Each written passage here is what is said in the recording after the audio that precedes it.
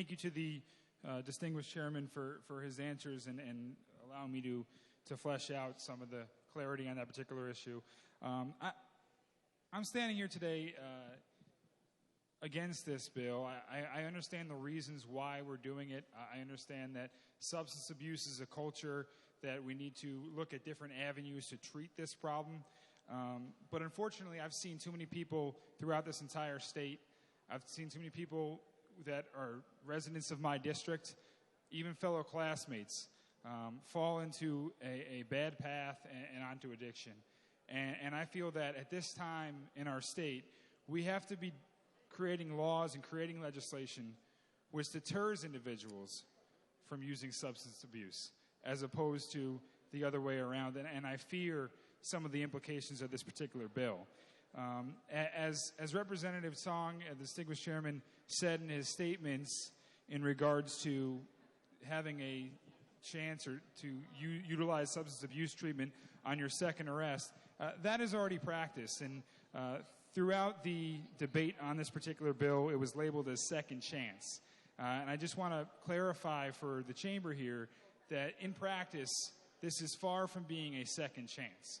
By the time an individual takes an actual conviction on a drug-possessing crime, there are 3, 4, or even 5 times before they actually have to take a conviction.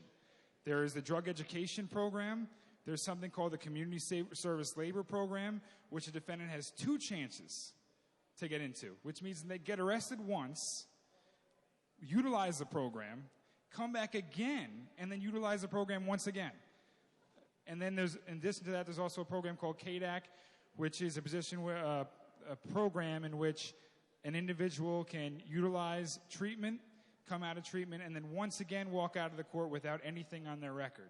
So this is really not a second chance. As I said before, this is really a 3rd, 4th, or 5th chance.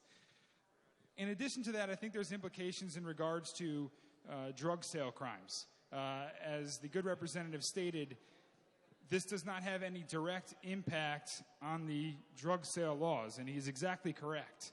But unfortunately, what I fear is that this is going to have some indirect impact on the drug sale laws. Because as a criminal defense attorney, when you walk into court, a lot of the times part of the plea negotiations is if an individual is charged with sale of narcotics or intent to sell, part of the plea negotiation involves that individual then maybe taking a conviction on a lesser crime, which is possession of narcotics. Now, by what we're doing here, by lowering a simple possession from a felony to a misdemeanor, you will have defendants walking into court, charged with dealing drugs, and then walking out of court with just a misdemeanor conviction. I fear that's a consequence that we all need to consider when voting upon this legislation. There are also some discussion in regards to the fact that this law is a positive thing because individuals are being arrested for simple possession and serving jail time, and we could hopefully alleviate that problem through this bill. I have a hard time believing this bill will actually do that. The notion that individuals are being arrested on the streets for a simple possession with no aggravating factors and then being put into jail is just simply not the case.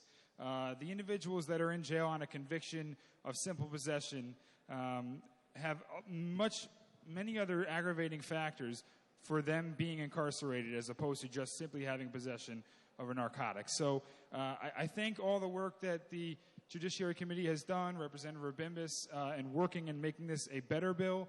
But today I'm standing in opposition to this bill, and I will ask the members of my chamber to be voting against it. Thank you very much, Mr. Speaker. Thank you, sir.